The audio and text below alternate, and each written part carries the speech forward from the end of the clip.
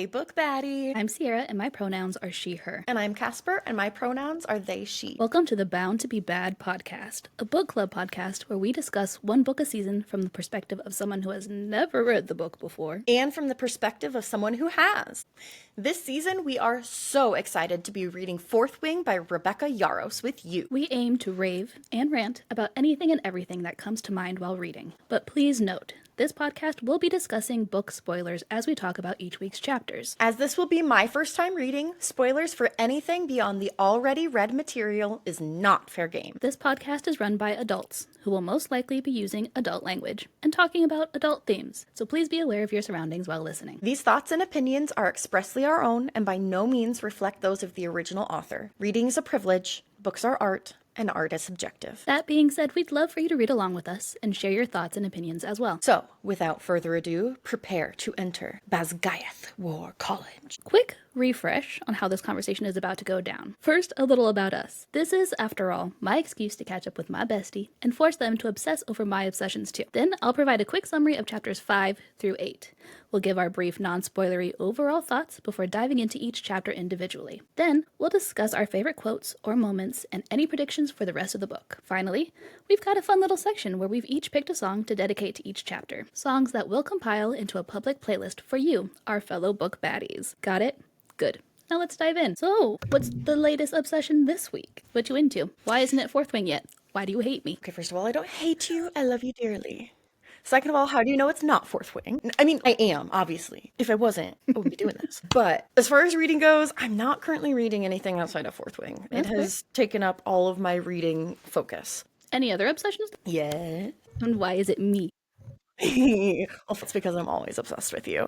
Of course. My boyfriend and I have been watching a documentary series about the 90s Monday Night Wrestling Wars. So like the WWF versus the World Championship Wrestling. And I don't know why, it's been very, very interesting to me. And I didn't expect I didn't tag you as someone that would be, interested. I will say there's an element of nostalgia to it because it's the 90s.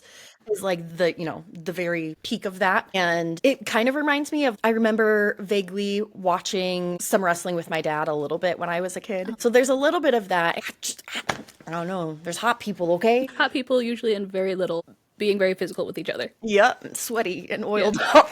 Let's just say I understand the appeal of wrestling now. I love when we get into new things. Yes. Broadening our horizons. As far as anything I've been into, I've just been in an editing cave with episode 1. So I haven't been able to read anything, but I did pick up a new book. So it's a spin-off series called Iron and Embers by Helen Schurer. It's the start of the Ashes of Thesmar series, but I had already read the original series, which I think it was 5 books technically before, called The Legends of Thesmar. So I'm really excited to get into this because it's the spin-off series of the sister of the main character in that other book. So I'm hoping to dive into that real soon, and I'm anticipating it's going to be good because I'm pretty sure I gave every book in the first series a 4 or above. All I know is the main love character. His name is Torge, and he wields a hammer, so I'm getting Thor vibes. Yeah, honestly. Should be a good time. Yeah. If I get into it, I'll update the pod. Perfect.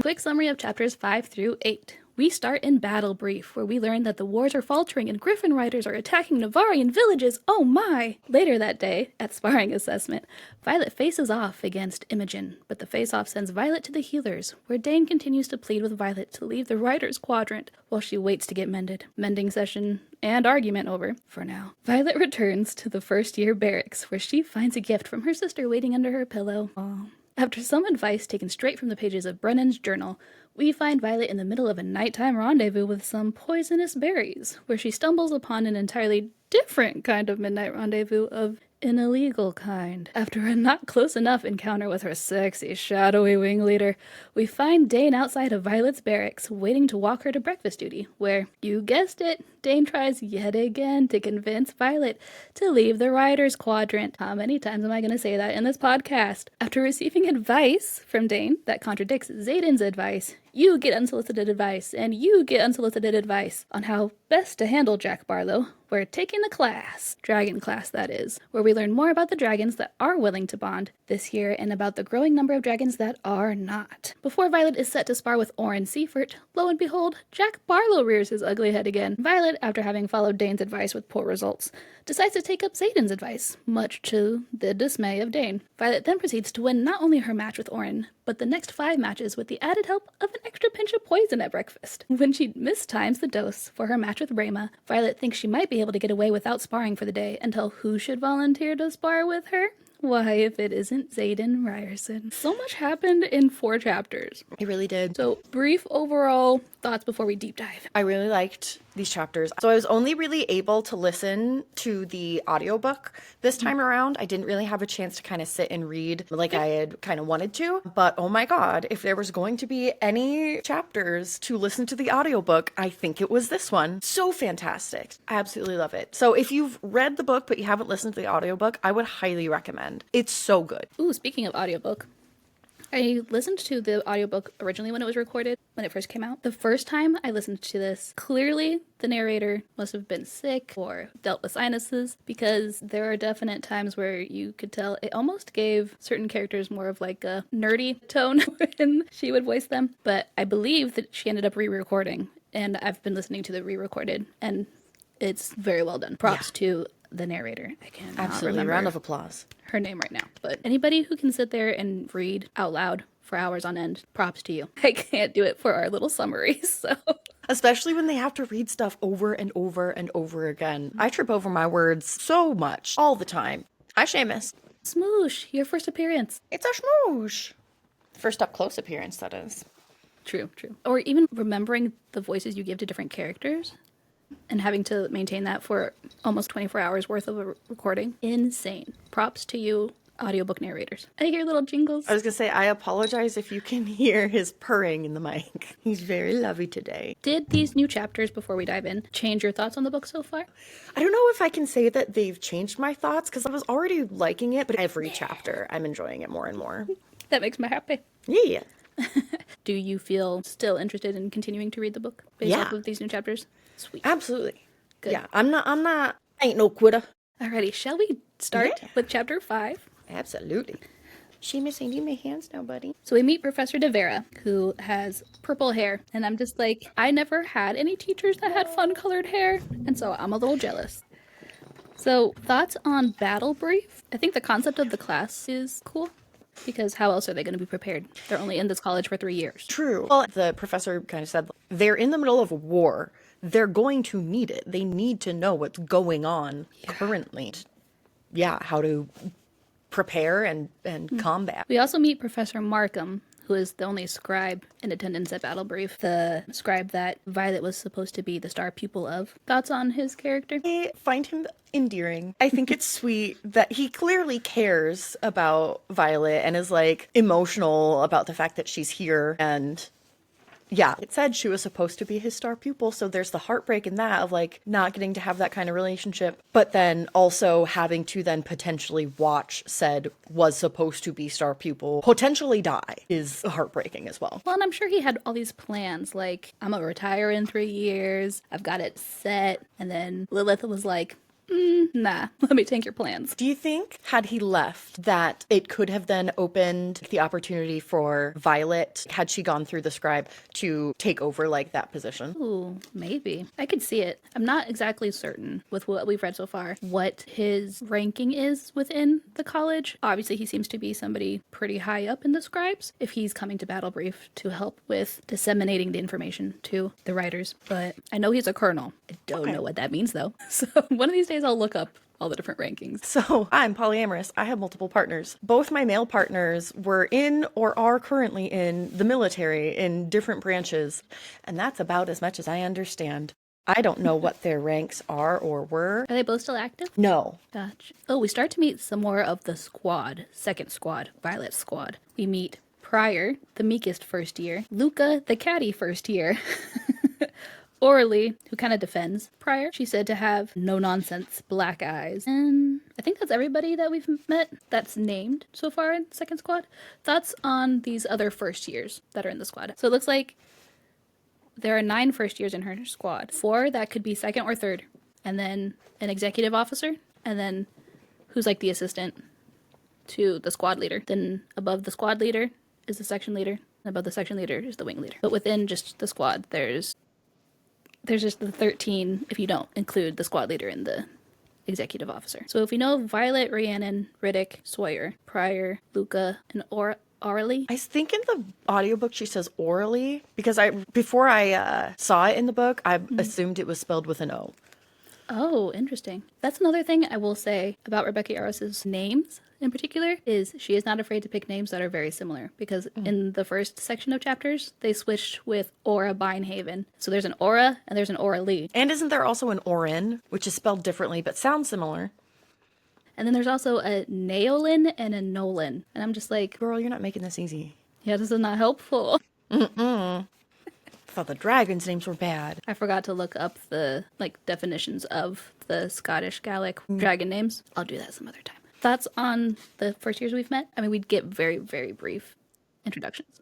I pity the little quiet one. What's his name? Pryor.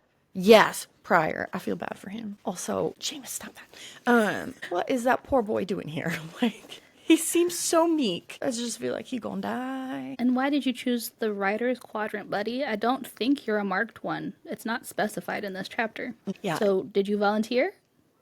I mean, I get if you were conscripted, but why did you volunteer for the writers? You could have gone to any of the other quadrants.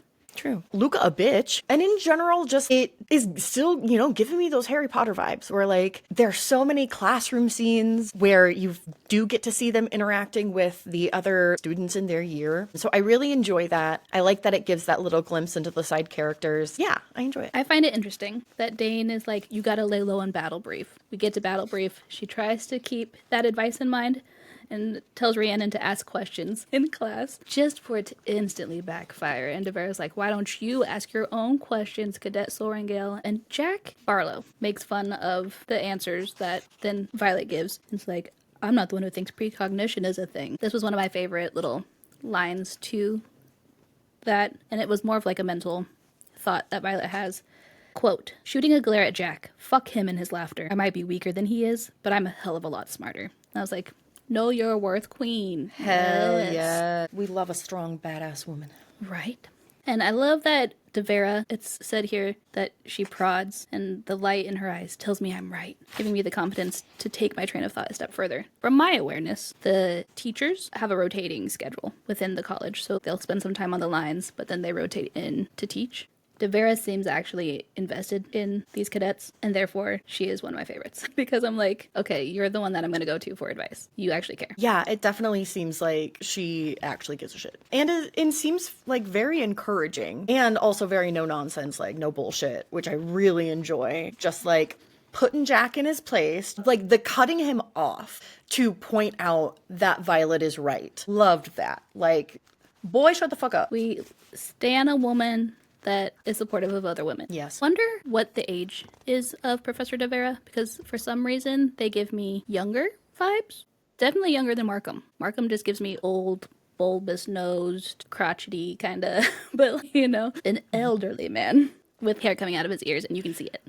Yes. Just a grumpy old man. Learn about wards and griffins who can't handle the altitudes that dragons can. Then one thing I also appreciated about Devera is Xaden then pipes up asking questions, and she doesn't seem to have any prejudice against marked ones. She's very much like, she beams when he asks the right questions and is like, and that right there is why Ryerson is a wing leader. You need more than strength and courage to be a good rider. Yeah, I really enjoyed that too. I have a question. I might have an answer. The Griffins have riders, right? Like, okay, I thought so. Is that something that because I didn't think that's something that has been stated yet, or at least I feel like it's kind of been alluded to. Here in chapter 5, it says, the Eastern Wing experienced an attack last night near the village of Shakir by a drift of bravey griffins and their riders. Okay, yeah. So Riddick and Orly are sparring, and Rhiannon's talking to Violet on the sideline, and Sawyer chimes in like, I'm pretty bad at history too, but I can help you with sparring. And I just love that these squad mates are already like, let's help each other out. Yes.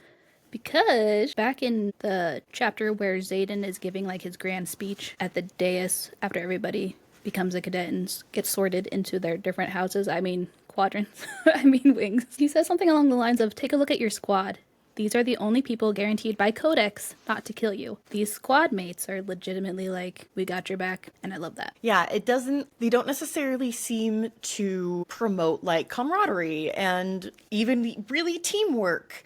So yeah, seeing them do that of their own volition is like, while even though Mira told her don't make friends and she kind of broke that with Rhiannon, she's definitely still making allies with Sawyer. So she's still, still following the advice somewhat. After they make the pact to help each other, Jack Barlow kills again. Jack 2, the rest of the Rider Quadrant 0. Yeah, I was not expecting him to just straight up kill a dude flat out in front of everyone so early. And then to be like, oh, I didn't know his neck was that weak. Like, bitch! You knew. If you're gonna be if you're gonna be a murderous fucking asshole, you better at least fucking own it. Like, you're not fooling anybody. And I can understand if that was meant to be like sarcasm, but even then it's like, Fucking asshole. yeah, it just makes you seem ickier. Yeah, he's so gross. I no longer want her to bone him. Not that I wanted her to bone him, I was just like, But no, now I am adamantly against it.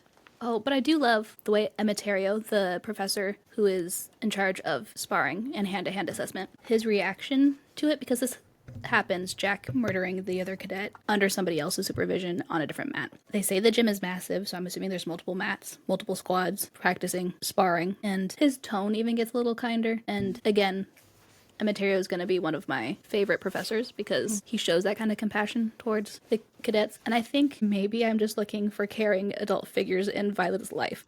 Right there with you with like the caring teachers being like your favorites, because it definitely reminds me of like those few teachers that I had when I was in high school who like actually cared, definitely helped shape who I am as a person, and were like, there were some times where I needed an adult I could trust, and they were that for me. Teachers don't get enough support. Yeah, just underappreciated all around. Yes. I believe Rhiannon and Tynan, who is another member of Second Squad, hit the map. And Tynan's maybe not all there. Violet just can't remember his name to begin with. Like, it's gotta be something that starts with a T. Trevor, Thomas. Just like basic names, and then it's not even close, other than the T. Who in this college has had a basic name yet?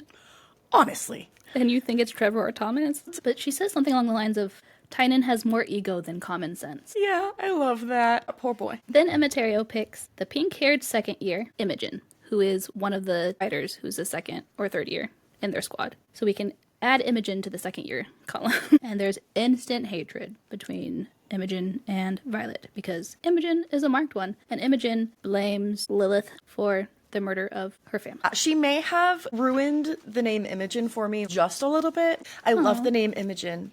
Me too. But, I mean, I don't like full-on hate her because I love a character that I can hate. And right now, that bitch! Fair. I don't know if I remember what I initially thought of Imogen when I first read it, but I do think of your sister whenever I think of Imogen because of choir when she took over a lesson one day and was like, this is Imogen Heap, and this is the song. So Imogen gets riled up. Violet tests this theory that her mom always said, something along the lines of, as soon as your emotions come into play when you're in a fight, you automatically lose. And so then Imogen starts using her powers. Imogen pulls a dagger in hand-to-hand assessment and attempts to stab her.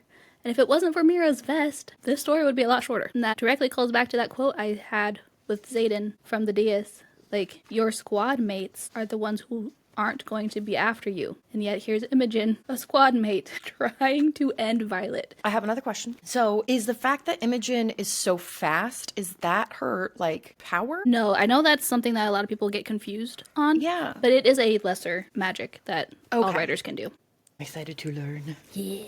I'm really loving learning more about the lore, in this chapter especially with Battle Brief and whatnot. Yeah. I'm, like I said last time, I'm a whore for lore. I want all of the details. Build that world for me. Yeah. I love it. I'm glad that these were our next set of chapters because you've got intrigue, you've got fast-paced action, but we also get a lot of lore. And we learn a lot about the dragons and different people to flesh out the rest of the story, even if it's just little one-liner things about them, like this one's catty and this one's meek. So much of the world opens up in these 4 chapters. Yeah. It's wonderful. I will say, Violet, girl, I love you. We're the same. Me and you forever. But you refuse to yield after seeing Tynan. She even points out, now I'm the one lacking common sense like Tynan, and I'm far more breakable. So what are you doing then? I literally wrote, you can't really see it, but I wrote right there, being self-aware does not equal being smart. No, I know from personal experience. You're so concerned about looking weak because you're very aware that you have a massive target on your back. Understandable. But hey, staying alive should trump all of that. You would think. Apparently not. But she gotta learn it sooner or later. So chapter 6. Head into the healer's quadrant. So this chapter made me so angry the first time I read it. That's Fucking Dane. I no longer like Dane. I like him less and less each chapter goes along. Like, dude, shut the fuck up. You cannot save her. She does not need saving. She has made it very clear that she is staying. She has made her boundaries clear and telling you that she is staying and that you will not convince her otherwise. So shut the fuck up, sit the fuck down, and support her or get the fuck out of her way. Right, Azrael. he's like, I comfort you. It's okay. Mama, you're yelling. We meet Winifred, like the main healer. So we learn Winifred is married to Nolan, who is a mender. Menders, I feel like, get roped in with healers because of this introduction quite a bit. Nolan is a writer, not a healer. Mending is his signet that he gets from his dragon. Mending isn't just human bones. It's also like collapsed bridges and cloth. And anything that was once whole, he can put back together if it's all there still. That's cool. I like that. He's also 84 and comes in on a cane. Yeah, now when we're talking old man. Old man. Which I'm assuming that makes Winifred then also Fairly significantly old. I mean, there could be an age gap, but like she got to be up there. She cracks me up though when Dane brings her in and she's instantly just like, what happened? What did you do? Make yourself useful. Why are you being so loud? You don't get to tell me what to do. I've been mending her for 5 years. She just puts him in his place. Like, boy, sit down. It's so good. Hating on Dane is like the probably second most fun part of Fourth Wing. Outside of the like screaming, kicking my feet, giggling, going feral over the enemies to lovers stuff. It becomes your personality day when you read this book. The like this book's version of morphine essentially makes Violet slur her words as she's finally hip to what Dane is trying to do. It cracks me up. I also have listened to the graphic audio version of Fourth Wing, and so I'm going between physically reading. What's it called when you read as you're listening to an audio? I think I've heard you call it immersive reading before. Yes, I think that's Something like that. yeah, immersive reading, immersion reading, something along those lines. And also, You get the idea. yeah, listening to the graphic audio dramatization. And I love Kaya Freites as Violet. She has such an innocent sounding voice, but when she starts to slur words together, it cracks me up for some reason. I don't know why. Her take just on it is good. If you haven't, I highly recommend the graphic audio. The voice of Lucian in the Akatar graphic audio is the voice of Xaden. If that doesn't get you to listen to it, I don't know what will. Oh. I wondered why he sounded familiar. Yeah, it's so funny because I came from listening to the Akatar graphic audio first. I can pinpoint certain voices. So the voice for the Adder is Professor Kaori later on in these chapters. Oh, fun. Tamlin is the voice of Sawyer. Listening to even just the audiobook, apart from the graphic audio, just listening to the audiobook portion of this chapter, so good. Like, the narrator is just so fantastic. In general, I love she does a really good job of using different voices for different characters and really like giving personality to them. And yeah, it's just mwah, mwah, chef's kiss. I literally wrote in my book for the lines where Dane starts begging about going to the scribe quadrant. You're not listening and only thinking of you. And then Violet finally says, I made my choice. I put, and that should be enough for you. Period. So we get back to the barracks where Rhiannon is just so excited. Like, you made it. You didn't die. And so they're sitting on their bunks. I love that their bunks are like next to each other. I wonder if it must feel kind of like a slumber party at night. Right? I mean, a deadly slumber party. but a slumber party. A slumber party nonetheless. I'm not gonna lie, there are some times where I miss communal living, like in college. Although, to be fair, the only roommate I had in the dorms while I was in college was your sister. So, like, we got along fine. We were already friends for a long time. That must have been nice. My first year I went off to college, I got stuck with someone random who I was then later told kept, like, my trash can kept moving and I didn't know why. And it was because they would come back and they would puke into it after, like, drinking. Oh and they my wouldn't remember God. where it was at, so it would be, like, in a different spot every time. Oh. I was like, well, at least you rinsed it out, I think. God, I hope. It never looked bad, but it started to smell. Oh. Anyway, as they're talking on the bunk, Shannon eyes Tara as they're talking, and I'm just like, you mean the girl you met when you first crossed the parapet, who Violet found you talking excitedly about dragons with? I wonder Golly what could be gee. happening. I wonder what'll happen there. It's just cute, okay? And I'm excited about love. But Violet finds the Book of Brennan, gifted by Mira. And it's just so sweet. I love the lines in Mira's little letter about, he would have wanted you to have this, and I'm so proud to be your sister, kind of a thing. And I was like, you will not cry when you read this. You will not cry. As if there are not enough heartbreaking things in this goddamn series. The fact that they burn all possessions when someone dies. It's like when they commend souls to Malik, they just read the name and then suddenly it's like no one ever speaks of them again. Yeah, just erasing people from existence. Yeah. And memories are all we have, y'all. And those are fleeting. I also really loved this part because I related to it a lot in, like, finding something written by a loved one who has passed. And that, like, being able just to, like, see their handwriting again. When my dad died, I had misplaced basically all of the birthday cards that he had written me over the years that I had kept.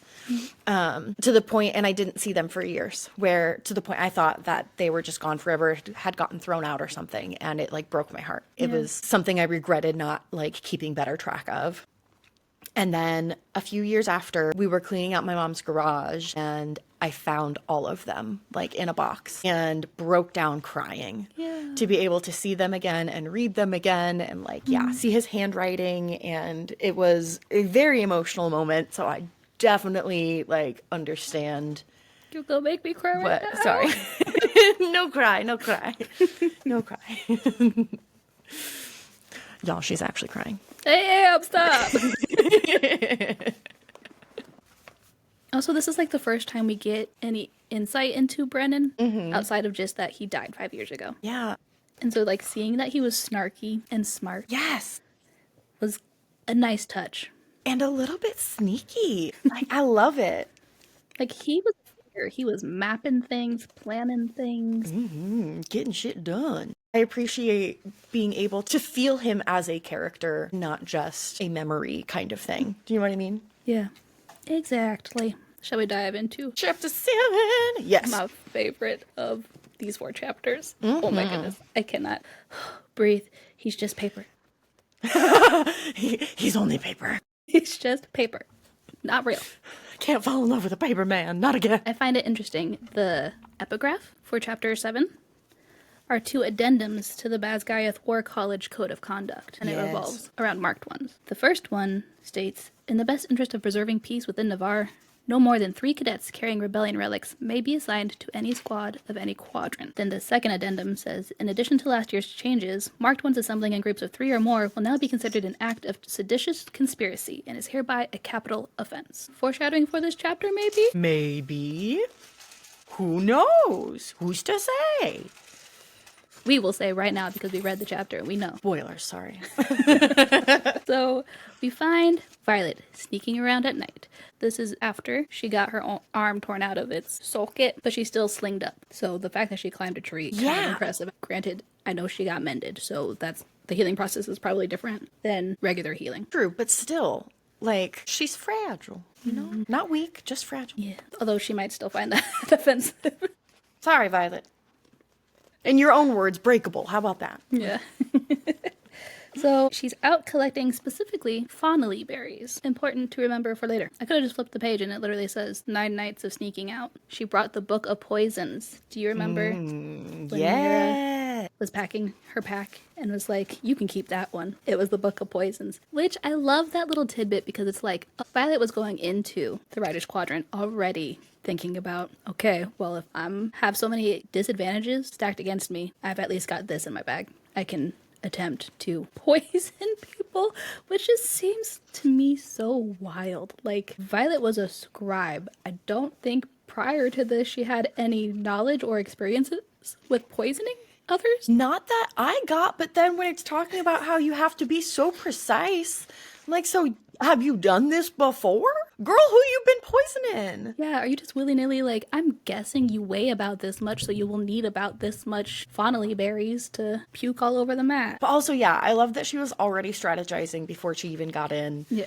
Of like, I know I'm going to have to use my brain somehow. Did you find this bit of text interesting? So she gets to the specific tree she's looking for, and she sees that the grass is oddly trampled underneath. Did you catch that? Didn't catch that. That would have been my first, like, why would this specific spot be trampled so badly? She just brushes over it like, Yeah.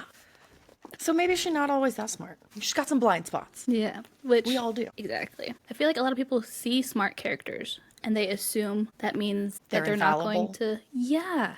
Yeah. And so I think a lot of people will see somebody who's, especially like Violet, told repeatedly that she's the smartest in her year or what have you. And then anytime she makes any kind of mistake, we're like, I thought you were smart. It's just like, maybe show her some grace because I doubt you would have done any better. Yeah, and I feel like it's not too far off of people in real life. They put you in a box and they make up their mind about you, and especially if they put you on a pedestal in any type of way, it's like you are not allowed to make mistakes, and anytime you do, it's like they forget that you're human. One thing I love about reading is that even if you're reading something like this, where it's a thrilling action romantasy, you can still find ways to learn empathy through reading. And I think that's really important. Yeah, I agree.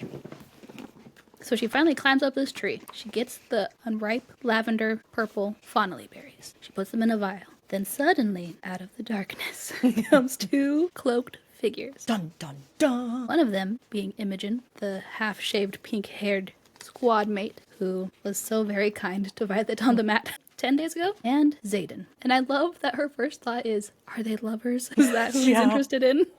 Like, girl, you got a crush. Just admit it. Uh-huh. So she sees Xaden. We find out in this chapter that he's a shadow wielder. Yeah. And there's so much about this scene that if you reread it after finding that out, she says, like, she cloaks herself in shadow as she's climbing down the tree to get closer to hear what they're saying. Or, like, she sticks to the shadows. And I'm just like, how much of that is Xaden knowing you're there because he sensed you through the shadows and is trying to hide you from the other marked ones who, as we find out from their conversations, are looking to get their revenge on you. I didn't notice that, and I did read this more than once, so, like, good on you. By reading, I meant I listened to the audiobook 2 times. Same thing. But it's the same thing. Same thing. But I feel like, not that audiobooks are not valid, because obviously they are. I feel like for me personally, I absorb things better and can process what I'm reading better when I actually read it, when I see it written out. Fair, yeah. Because with the ADHD, if I'm just listening, my mind will start to wander in little bits. Even there will be something that they say that will just like trigger a random thought. And then I'll go in a spiral and then I'll have to rewind. Fair. Yeah, that's why I love immersive reading so much, because I need to follow along in order to stay actively engaged in what I'm listening to. Because it is so easy to just turn off my brain when I'm listening. Imagine you could probably train yourself not to. But with the ADHD, it's so hard. So almost 24 marked ones meet under this tree when 3 or more is a Felony, essentially. a capital offense. I love that her first thought is, or maybe marked ones are plotting to burn Bazkaya to the ground and finish what their parents started. I love that that's what you jump to. Like, just immediately murder plot. She's like, I'm close enough for any one of them to see if they look hard enough. Well, everyone except Xaden, since his back is turned toward me. And I'm just like, again. It don't matter. Yeah, he's known you were there probably before anybody else knew with his shadow daddy powers. Shadow Daddy. So we meet some of these marked ones who end up also being in Violet's wing overall. There's Garrick that we meet first. He's the first person that she hears because he's the loudest. Garrick is a third year who Violet recognizes as the Flame section leader in Fourth Wing, which makes him the direct supervisor to Dane. And Garrick is directly under Xaden. So it goes Xaden, Garrick, Dane. Okay. In the chain of command. Garrick is one of my favorites in this chapter because he's able to think outside of his own pain, and the way he reacts to Imogen being like, she's in the same death sentence of a college as us. Like, he doesn't seem to hold any prejudice against her like the rest of the marked ones do. And I found that really refreshing. Me too. I really enjoyed that. Yeah. My heart was like, oh, you're a secret sweetie, aren't you? He's a good one. You also meet Liam Maury. I think it's Mari. He's a first year like Violet, but he's in second squad, tail section of Fourth Wing, and he's already the top cadet of their year. Like, he's the only one who doesn't raise his hand when Xaden asks who needs help with hand-to-hand. He made it across the parapet super easy. But, okay, so Xaden taking care of these other, like, younger cadets, I just found so endearing. Me too. Like, are you really an enemy if you're helping all these younger cadets? Like, you're not a bad guy. I mean, he definitely gives some tough love. This poor kid that's like, can you help me go home? And he's like, no. Right. Shut the fuck up. You're not gonna make it. Might as well accept it now. Like, okay, dang. Damn. Yeah, I even love how Violet goes, it's all I can do to smother my gasp, and some of the others in the group don't bother trying. What a dick. Yeah. And I was like, but hot one, so it's fine. Why is it always the arrogant assholes in books that we're all like... Because we have a bad boy complex. And sometimes I think arrogance can come off as confidence. And people get that confused. Yes. Me included. Learn about Bodhi, who apparently is Xaden's cousin, and looks so much like Xaden that Violet then immediately is like the Xaden look-alike when describing Bodhi again in the same chapter. I'm like, poor kid, you have no individuality. He was another one where I'm like, so they gonna bone?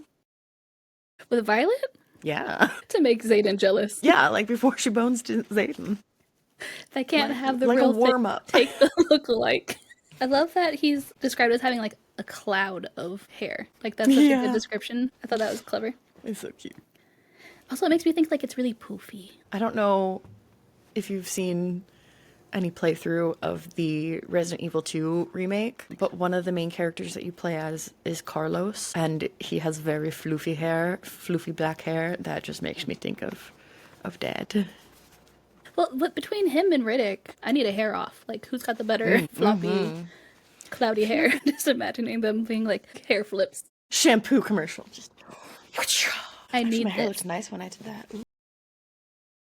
If you're listening to the audio only, you can come over to our YouTube. Yes, come watch and see the me video. Flip my hair. It's on the very video. It's very alluring. You'll instantly fall in love with us, and then follow us on every platform. All of them. Yes. So what do you think about one of the cadets when Xaden is like, now someone give me a problem I can actually solve, and brings up battle brief? Thoughts? I'm very much getting the impression that what Violet and everyone else is being told about the, like, rebellion thing, right? War. Yeah. Because they weren't, I don't know why in my head I was like, they just, like, turned on them. But yeah. I do believe it's difficult. So they're in a 400-year-long war, but there was a rebellion 5 years ago, and that's when Brennan died, was during the rebellion. Okay. Which so they isn't were a part of the war. Okay, yes. But it definitely makes me think they are not being told the full story / being told a manipulated version. Because there are two sides to every story, and history is written by the people who win. So there's something shady going on, and I want to know what. Interesting that you picked up on that. I'm a smart cookie.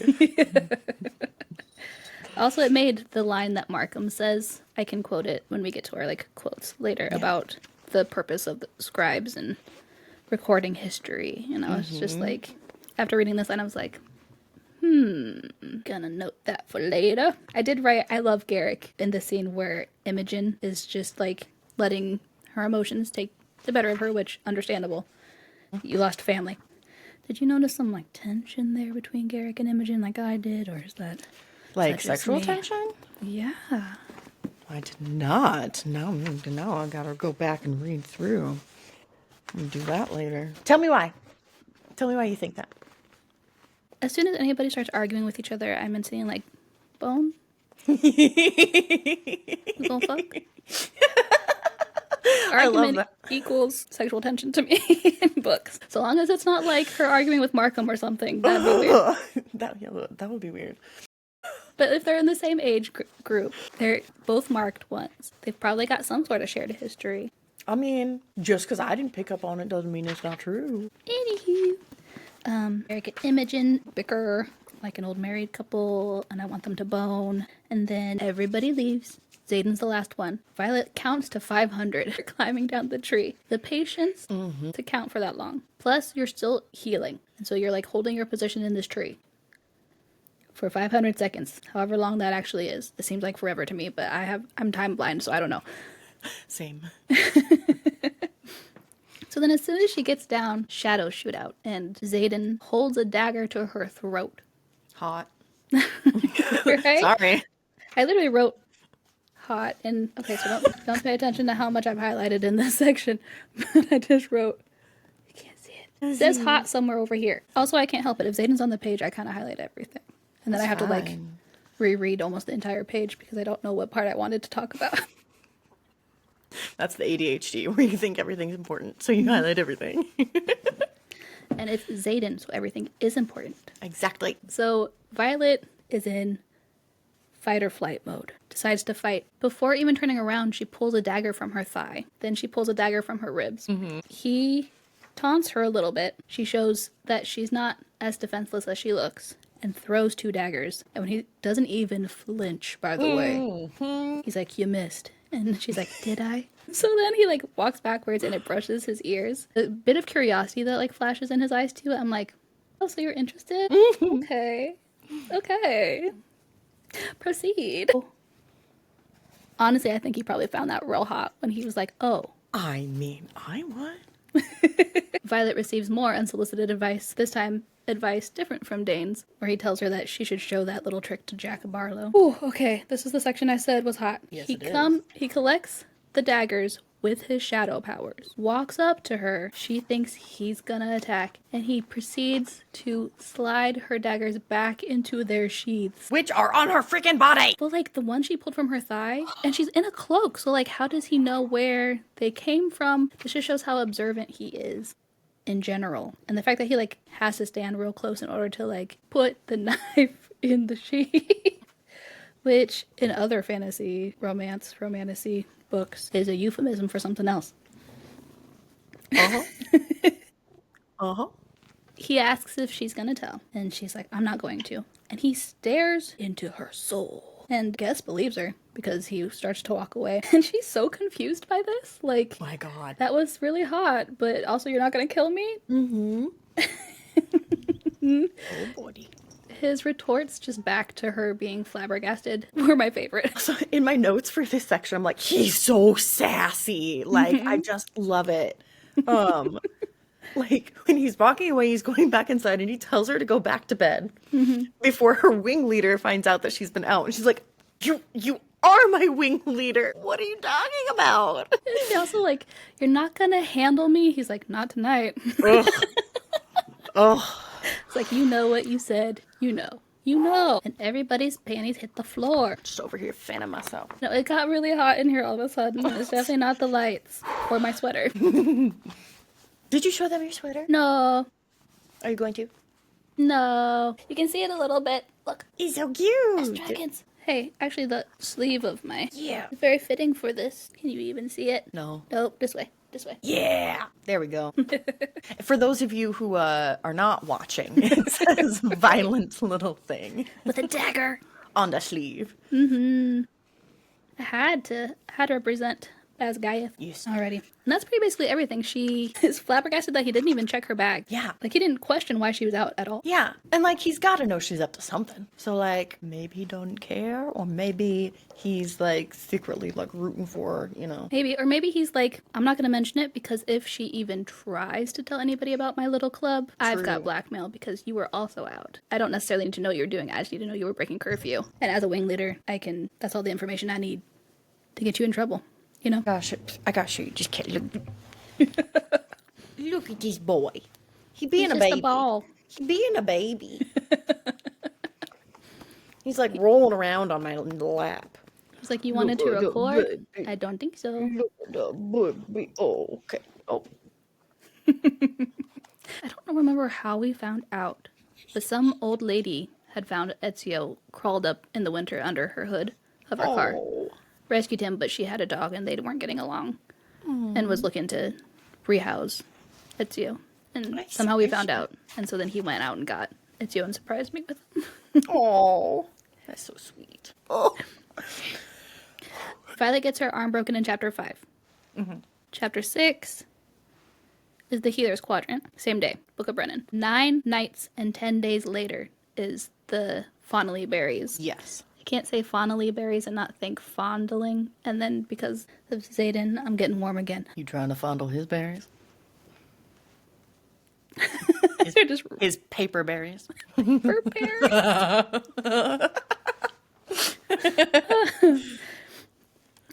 So Fonnelly night, Fonnelly berry night. Fondle these berries night. Is 10 days after that day. Now chapter 8 is a full week from that. And then even within this chapter, we're going to jump ahead like week by week for the next like 5 challenges. Is that understandable? Yes. Okay. I tried real hard to understand the timeline this go around because I'm kind of a vibes reader slash I pick and choose what I find important in the moment kind of a I get thing. that. And for some reason, timeline just never, it always goes over my head. But we start off in the women's hall. Violet's getting ready for breakfast duty, which this isn't the first time we've heard about breakfast duty. Back when Dane whistles for Violet to meet him in the rotunda and is asking about, did you get enough sleep? Did you eat? She's like, I've been keeping scribe hours for years, Dane. They're up an hour earlier. It makes me want to volunteer for breakfast duty, actually. And that was clear back in chapter 4, which just goes to show, like, bringing the poison book, already thinking about signing up for breakfast duty. The freaking hair coming And off. then receiving Brennan's journal that she's had these plans in place, and it just kind of seems like receiving Brennan's journal from Mira solidified her planning. So yeah, I just thought that was a cool callback to like even back in chapter 4. She been planning. Yeah. She's not going into the Writer's Quadrant completely defenseless. So she walks out to find Dane waiting for her to walk her to breakfast duty, which is sweet. Interesting that he finds it to be the only time he can hang out with her and not be his quad leader self. Dane is very much a rule follower. And this next interaction with Rhiannon and Tara coming out of rooms that they don't have because they haven't bonded to dragons, so they just found some random empty room to hook up in. Good for them. And then happened to get caught. I literally wrote when Violet sees Tara, she's like, hey, Tara, and I put, hey, hey, hey. I love how Violet's like, way to go. She's like, I know, right? It's so cute. I love it. Friends supporting friends. Yes. I'm really, really loving Violet and Rhiannon's friendship. It's fantastic. But yeah, Dane's so freaking uptight, man. Like, remove pole from sphincter, please. If no one else gives a shit about frickin' curfew, then why do you? You know people be boning, so like, stop giving them those disapproving looks. You literally told us in the chapters we covered last week, don't remember when, but that you were really close friends with Amber Mavis, who is a wing leader now, meaning she's a year older than you. While not a rule, Frowned upon. yeah. Discouraged even. The fact that you felt okay to get your rocks off your first year with somebody in a year older than you. You don't get to police these first years for getting their rocks off, okay? Also, it makes me wonder when he, like, asks Violet, like, so, do you have a sex life? It makes me wonder if, I think part of it is him, like, maybe showing a little bit of jealousy. I can see that. But I think, but yeah, and then the other part of it makes me wonder, I lost train of thought. Well, you speculated that they had been together once before. I did. So now I'm taking that back because if like he clearly doesn't know. But it seems like he wants to know. But yes, Hey. but like this boy drive me nuts. Too uptight, too like controlling. I hate it. Ooh, He I doesn't don't seem do to think well with outside of controlling. himself. Yeah, He and that gives me narcissist vibes. and I got a lot of trauma with narcissists. You and me both. So yeah, I'm really not liking Dane. Although I do love this interaction between Dane and Violet when he's like asking about her sex life. They're at the rotunda again. Do you remember when they first were at the rotunda and he stops by a red dragon column? And then he reveals that he has a red dragon. What dragon column are they at now? And what do you think that means? I swear to God, I thought it said it was green. Mm-hmm. Am I right? Mm-hmm. Yay. So, could he... Thoughts as to what that means? Is it meant to be the same column? No. Okay. There's a different column for each of them. But Okay. each of the different color of dragons. So, are you hinting that it's foreshadowing that she's going to have a green dragon? Hinting that there is foreshadowing, but I'm not saying who. Okay. Okay. Well, I don't know. I didn't catch on to it. So, you know what? Keep We'll it to bring it yourself. up again. We'll bring it up again later. Yeah. Fight you. You can't through a screen. Also, Try. the instant you see me in person, you would just find I'm too cute, and then you would hug me instead. That's true. True. This is just a podcast where we love on each other. It's true. If you don't like it, go away. Okay, should we move on to the dragon? Ooh, not quite. Okay. I do want to talk about this because it's not necessarily like a favorite scene, but I liked this flirty interaction between Dane and Violet. Why Dane Atos? She always flirts with him that way. Mm-hmm. Are you asking me about my sex life? And she like runs her fingers along the exposed fangs of the green dragon pillar. And he's like, no. I mean, is there a sex life to ask about? Since I got here, that's none of your business. But before I got here, still none of your business. And he's like, fair point. And she's like, I turn around before I do something utterly foolish, like make it his business. I loved that. Girl, you so horny. I hate that once again he's like, hey, just like avoid Jack. Yeah. Just like, you'll be fine. Just avoid him. More unsolicited advice. Yeah. Did she ask? No. Shut the fuck up. We learn about Oren Seifert in this chapter, because that's who Violet is picked to spar against. He's in first wing. He's in a completely different wing, but he's in her ear. Dane gives her advice to lay low with Jack Barlow, like she should lay low in battle brief, but that didn't work out for her. Yeah, I feel like all of his advice is very much lay low. Don't make yourself a target. Nothing actually helpful in any way. Yeah.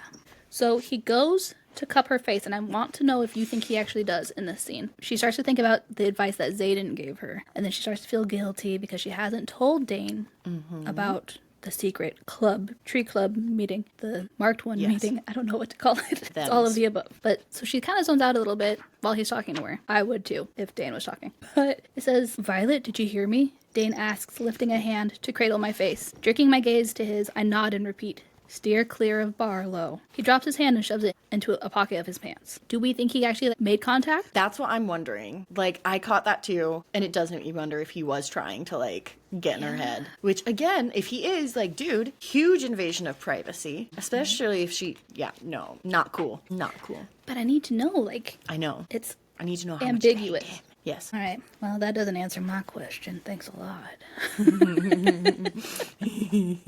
I will say I got the impression that he did. And Okay. I don't know, something, I could be reading into it, but something about the way he, like, quickly puts his hand in his pocket afterward makes me think, like, gosh, she knows about my signet now. Maybe I shouldn't. Yeah. Yeah. That kind of thing. We'll see. I've marked it as a plausible ready for dragon class. Dragons! Yes. So we meet Professor Kaori, who is probably the most compassionate teacher we've met yet. He is probably also the only writer who has dedicated his life to dragons and knows them better than anyone, which I will say, because we find out that the dragons are so secretive, it's not much more than other writers know. But he seems to respect dragons more than I think any writer, and it shows quite a bit. His power is so cool. He's an illusionist, so he shows the images of the dragons based off of his memory of them. So he's sitting there in class showing illusions of each of the different dragons. And I'm just like, my Ravenclaw heart is so happy in this moment. Yes. It's so fun. It's so fun. We learn about Reds, specifically red scorpion tails, and that they are quick to anger. Riddick's cracking jokes. And Kaori seems to kind of like go along with it. He doesn't seem miffed that Riddick is interrupting. And I find that refreshing. Jack's there and he's an asshat. Nothing new. As always. But we learn about presentation and about the number of dragons that are willing to bond. And that number is dwindling each year. We talked about ADHD with Violet. I think Orly has ADHD because it said specifically, Orly asks from where she sits behind me, tapping her quill against the edge of her desk. She's never happy sitting still. I'm like... Could see that. Yep. Yeah. Ooh, so we learn about the wards because I think a cadet asks, does the number of bonded dragons going down affect the wards? He shows Sigale, and we find out that she is ruthless. Yeah. Where did we hear the word ruthless before? You're quizzing my ADHD brain. That's mean. Look, I gotta get my kick somewhere. I've already read this. I mean, Zayden. Yeah, exactly. The other marked ones call him ruthless. Like, he's the dirtiest fighter, the most ruthless. And then Sigale is called ruthless. I think Dane even called Sigale ruthless back in chapter 4 when they're in the rotunda. He's like, stay away from Zayden. Blah, blah, blah, blah, blah. Because that's all I hear when I hear Dane. But she's a blue dagger tail, the rarest of the blues. She bonded the relative of one of her previous riders, which is forbidden. Sigale does what she wants when she wants. Sounds an awful lot like Zayden to me. Yup. And also, we love an independent woman. Exactly. And then they start talking about the unbonded black dragon. And Jack has a hard-on for this black dragon. He got a big old boner for that dragon. He's just like, I want that one. And instantly it's just like... Do you know what? It gives me Veruca Salt vibes from Charlie and the Chocolate Factory. Good pull, of like, good pull. He's such a little brat. And just like entitled. That's what it is. He's entitled and feels entitled to this dragon who's all big and strong just because he wants him. Or her. I can't remember if it's... I think he said him, right? I think he's a male. I believe so. Yeah. Yes, because then they talk about his one and only rider being Naolin, not Nolan. And he hasn't bonded anyone Since else him. or has agreed, yeah. He's not looking for a bonded rider. I will say the only other black dragon that they talk about, General Melgrins, the pronunciation in the audiobook is Coda, and I'm just like, Oh. yeah, my little Coda would have been a black dragon. Oh. Spelled differently, more like the musical note Coda, or the musical phrase Coda. But that little soccer ball of a dog. Oh my goodness. I had to bring it up. He had a lot of, he was a Spitfire. He was. He had to be to live in my family. We learned that the unbonded black has a morning star tail. So, do you understand? Yes. Was it easy for you to understand the different like types of dragons? It seems like there's 6 colors and there's 6 different tails, and that they all can be kind of intermixed. Yes. I also like... A morning star is one of my favorite medieval instruments of weaponry. It also happens to be like the pseudonym, essentially, for Lucifer. Lucifer Morningstar. So I think that's pretty cool. And yeah, so far that's my favorite dragon. Or Sigale. I also love Sigale. Yeah. I love that they're both considered rare because I think morning star tails are, I believe they're the like most deadly tail, and then dagger tails are beneath that, but just that they're both rare. And I think it's cool that they're brought up like one after the other in his class. Figures that he would show Sigale, who is a rare dragon, and then instantly Jack's like, well, I want a rare dragon too. And so show me the black one. Yeah. We learned that Naolin, his previous rider's signet was siphoning, and I think siphoning is a very interesting signet to have. Essentially, they could absorb power from various sources, other dragons, other riders, and then use it themselves or redistribute it. That is really cool. Like, the possibilities with that kind of a signet. Yeah. You could do so much. Then he talks about how Naolin died trying to bring back another rider. Class gets dismissed. We find out that other rider was Brennan. Yep. Which I don't know how that's not something Violet would have known. Yeah. other than just maybe being told he died in the rebellion, and that was all they know. And then when everything gets burned, it's like, well, we're not going to bring it up again. So she's wondering why this person would do this for Brennan. And I have always believed, I don't know if this is true or not, so I'm just spitballing here, but I've always believed that Naolin and Brennan were lovers. Ooh. And that's why he died trying to bring him back. That headcanon.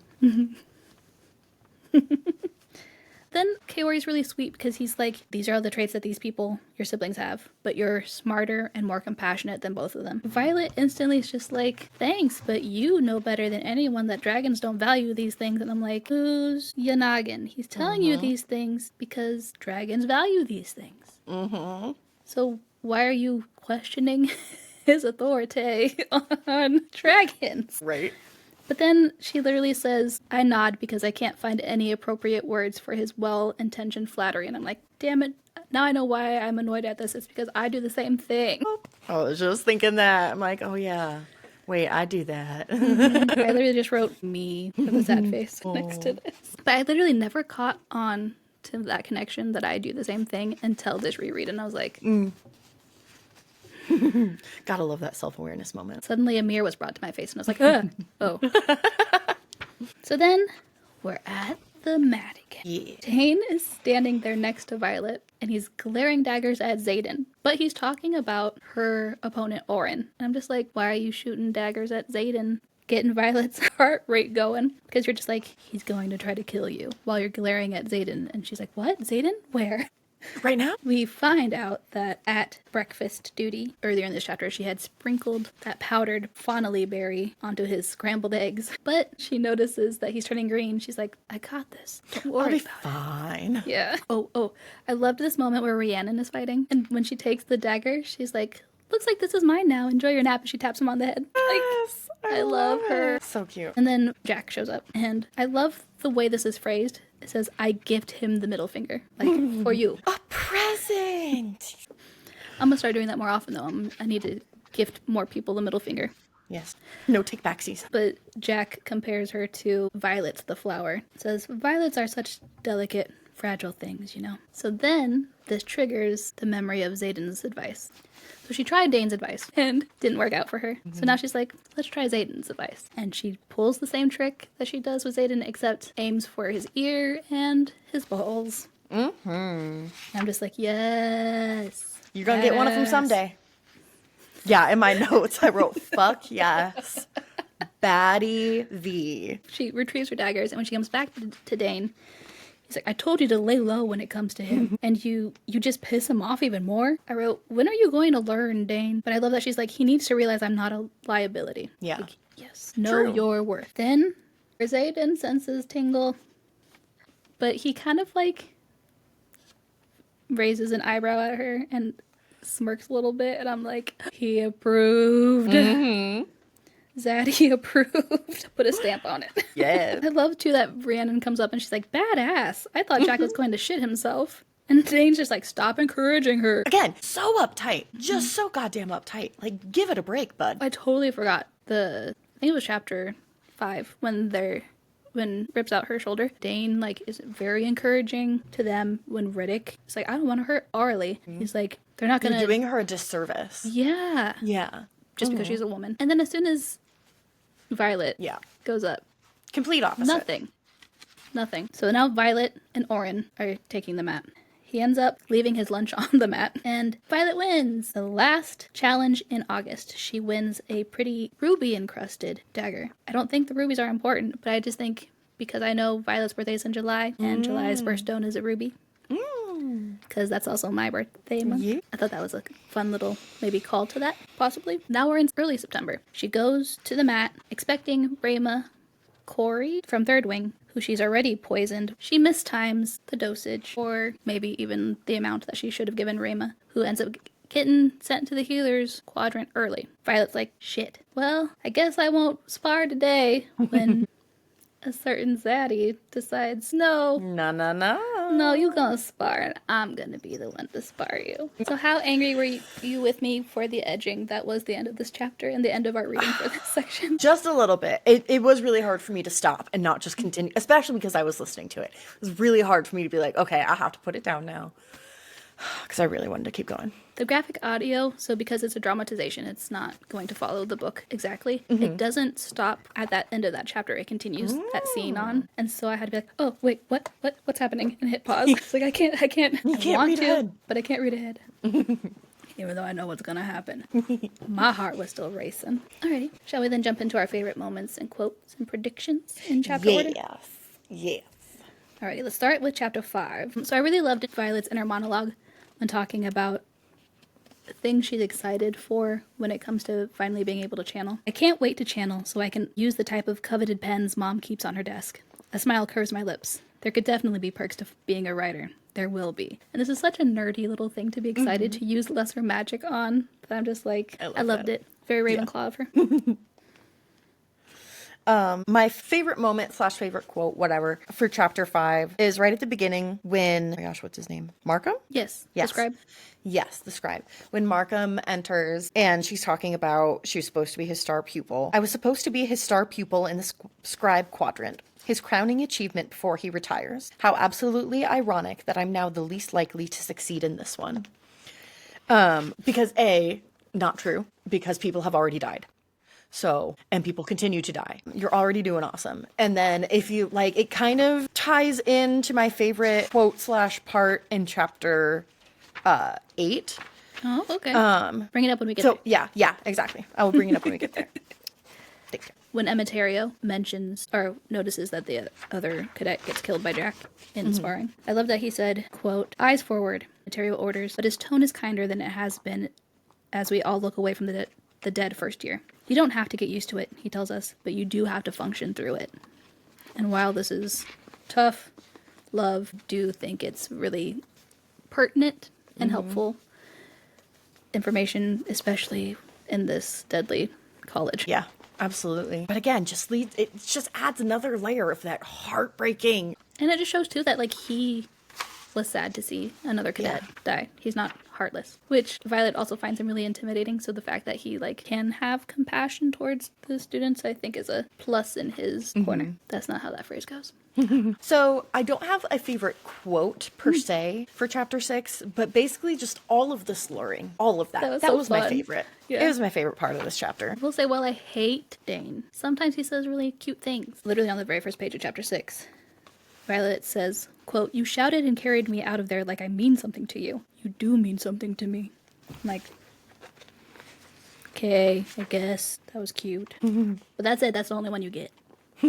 Just the one. Just the one. Also, Nolan with the I will always mend you. Was like, Yeah. That was really sweet. Okay, thanks, Grandpa. Violet always references pain and equates it to like just another day. So again, in this chapter, quote, this isn't my first mending. When you're as brittle as I was born, the pain of mending is only second to the pain of the original injury. Basically another Tuesday. For chapter 7, there are a lot, but I stuck with one. I only chose one. But it is when Xaden reveals that he's a shadow wielder. And she's like, oh my gosh, that's your signet. And he says, what? Atos hasn't warned you not to get caught alone in the dark with me yet? Goddamn. Ooh, like, can I get caught alone in the dark? My God. I literally will sit there and just like wiggle while I'm reading, and Dan's like, enjoying what you're reading? I'm like, yeah. Yes. I don't kick my feet and giggle like other girls. I wiggle. I'm not like the other girls. I wiggle. Oh, I don't know why that one got me. That one got me. Cringy. I loved it though. Because it's very, I'm main character energy. And that's my personality to a T. All of the lines where he's giving tough love to the marked ones, I just loved because I want to see good in Xaden. So fight me on that one. No, actually, you know what? Argue with a wall. I don't want to hear it. Imogen's like, yeah, Xaden, when do we get to finally have our revenge? And he says, I told you already, the youngest Sorengale is mine. And I'll handle her when the time is right. And I literally wrote, yeah, you will. He repeats the she's mine. And literally anytime anyone in a book says she's mine, I'm like, I get so bashful and then I wiggle. So he knows it's her before he takes her hood off when he comes up and holds a dagger to her throat. And she's like, how'd you know? Let me guess. You could smell my perfume. Isn't that what always gives the heroine away in books. I'm like, She that's called so it. nerdy. Yep. But I love it. Yes. Your line about getting caught in the dark had me spiraling. And then she's like, is this how you plan to handle me? I'm like, I mean, I hope he would do more than that, but you know what? You do you. Okay, so she throws the daggers, right? And when he steps back, she's like, tell me again that I missed. And he says the line of all lines, like the line that everybody references. Fascinating. You look all frail and breakable, but you're really a violent little thing, aren't you? And I'm just red like a tomato in the corner of my room at this point. He's like, we'll see if you keep your word. And if you do, then unfortunately, it looks like I owe you a favor. And then he just walks away and she's like, you're not going to handle me? And his response is, not tonight. Implying there will be handling and I cannot wait. Oof, oof, oof. So then she's like, what are you waiting for? He's like, it's no fun if you expect it. And that one sent me over the edge. And then he's like, now get back to bed before your wing leader realizes you're out after curfew. She's like, what? You're my wing leader. And he's already gone. I love their banter and it only gets better. Yeah, I like that. I'm excited. I'm so excited. Okay. Calm down, no more wiggling. Shall we get into chapter 8? Okay. So tying in with my quote from chapter 5 of like, I'm the least likely to succeed in this quadrant. But then fast forwarding to chapter 8 and she's like taken down each of her opponents and she says, come early September, there's a spring in my step as I walk onto the mat. I've taken down 5 opponents without killing any of them. Something a quarter of our year can't say after almost 20 more names have been added to the death roll the last month for the first years alone. That's heartbreaking that so many people have died, but you're already proving yourself wrong. Like you are succeeding better than most other people. And not only that, but she's succeeding her way. Exactly. And so, like, the fact that her confidence is slowly building, I love it. I'm here for it. I need more of it. I really loved at the beginning of chapter 8, she's woken up, Rhiannon's not there to help her with her corset, and she's like, at least one of us is getting a few much-needed orgasms. I loved that one too. It's so good. Rhiannon just, like, stole this one for me when she taps his head and takes his dagger. Enjoy your nap. She's so cute. I love her. Finally, for this section, predictions. What do you think will happen, especially on the sparring mat between Violet and Wade? Well, I have a feeling there's going to be a lot of tension of the sexual variety. I predict there's going to be a lot of physical tension, which I'm looking forward to. That's going to be exciting. Outside of that, I don't really have any predictions, but I do have a couple of theories. Ooh, okay.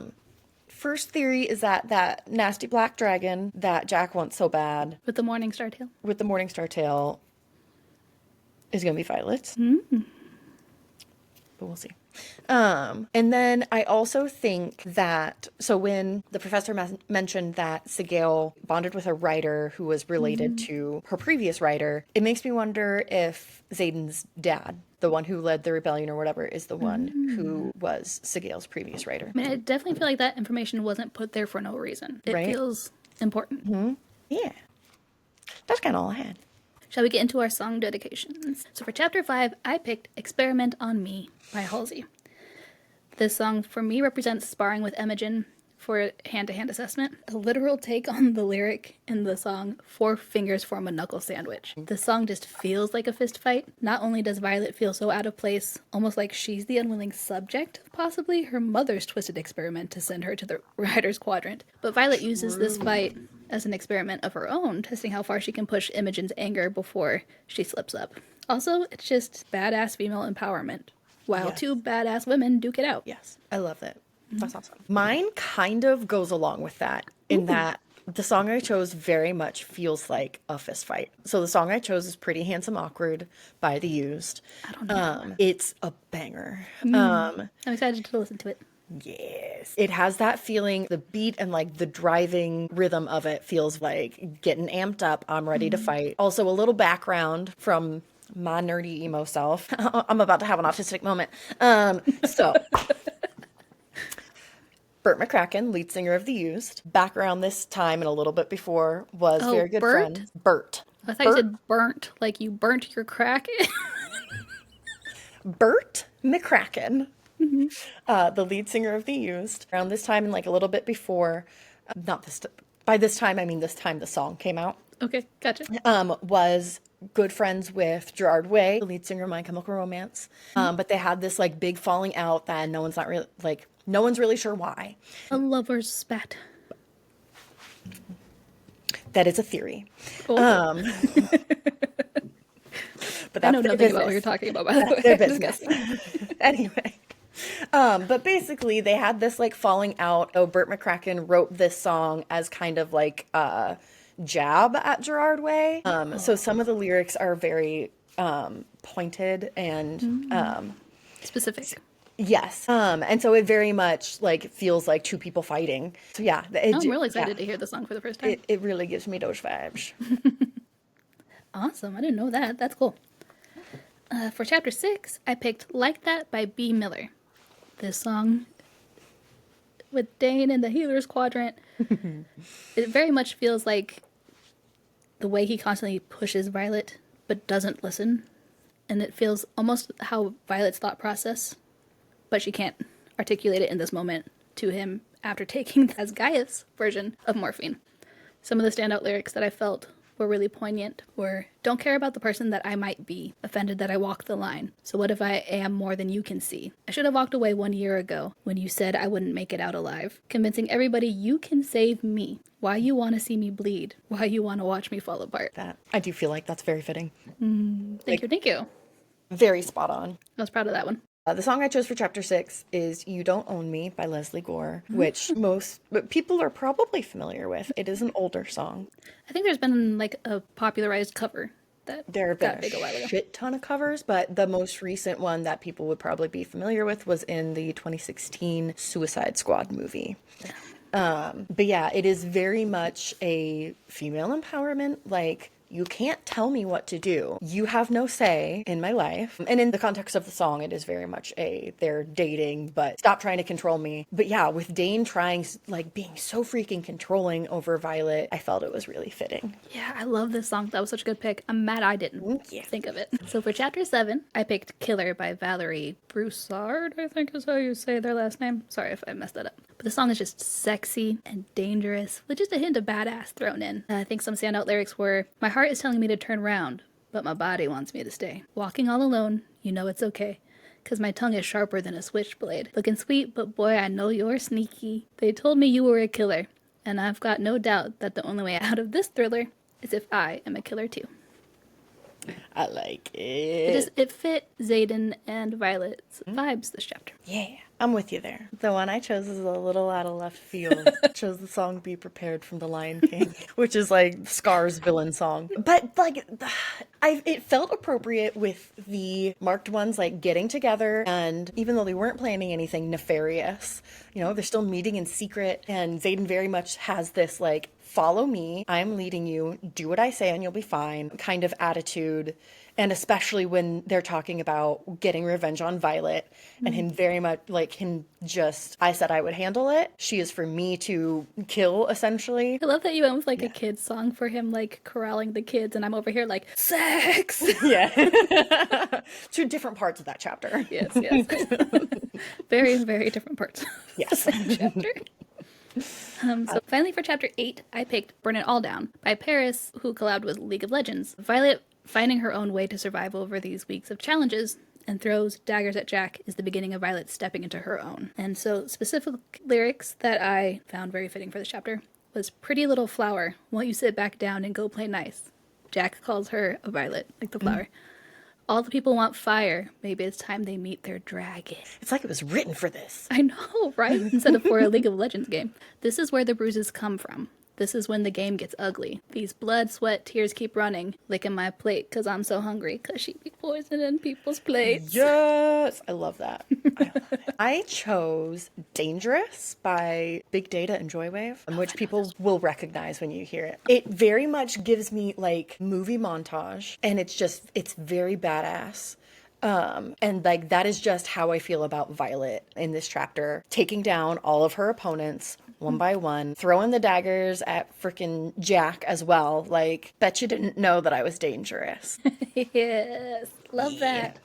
We picked some bankers this time around, I gotta say. think so. Thank you so much for taking the time to listen to this week's episode. We are so excited to be on this journey with you. Haven't had enough of us yet? Stick around for the bloopers and join us next week as we discuss everything that happened in chapters 9 through 12. Follow us on Instagram, TikTok, and YouTube at Bound to Be Bad Podcast. And while you're at it, please be sure to leave a glowing rating and review on your podcast listening platform of choice. It helps us grow. Know a fellow book baddie who can't get enough of the Empyrean series either? Share us with a friend to give them something to hold on to till the next book's release, because who knows when that will be. Till then, we'll be here, and we hope to see you soon. Bye! Bye! And from the perspective this season, we are so excited to be reading Fourth Ring. I can't talk to beyond all the Zow. Start scatting. I'm also gonna Be prepared. Why are you singing that song, huh? Because you said to be prepared, and I looked at the... I was gonna say, that's why. Are you sure that's why? I'm trying not to burp into the camera. Loathing. I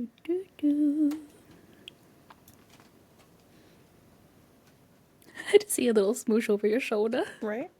I don't know if they've really changed my thoughts at all, because of, like, no. That's not allowed. Microphone. I should miss. Ow, don't scratch my face. For your face, Your voice. your clothing. No, boy. Gonna get black lipstick on his little snoot. He don't smudge. Oh, no black lipstick for him then. Growing up a lion, where's the earth and heaven to you? Box a plan to take out. Do you have a visitor? Cat's got into something. I don't know what. We'll find out later. I won't say it, no. No. You swoon, you sigh, why deny it? Uh-oh. Throw in all the juicy little tidbits. All the tidbits. I was just gonna say tidbits. We've been around each other for too long. We're picking up on each other's mannerisms. Yes. You and that, Mike. It's like my favorite song from Hercules. Okay, we're done. We're done. Done. Look how cute my boy is. Look at his grumpy little face. He's so grumpy. He looks so grumpy, but he's purring so hard. He's so happy. He just got resting bitch face. So in chapter 6, she gets her arm broken. As farted. Oh. Sorry. It's really stinky. He's still in my lap. That's the worst. I know.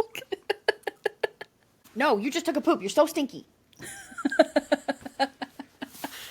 That feels like a bloop. What did I just say, stinky? I don't know words no more. They've Oh yeah, my eluded brain's me. starting to... All right, we'll try to speed it up. Stop making weird throat noises. Me, I'm not yelling at you, sorry. I'm yelling I at know. myself, okay. Know a fellow book baddie who can't get enough of the Empyrean? Oh, Empyrean. I don't think we've met them Empyrean. yet, technically, sorry. That's But that is what the series is called. Okay. I didn't think about, maybe you didn't know that. That's okay.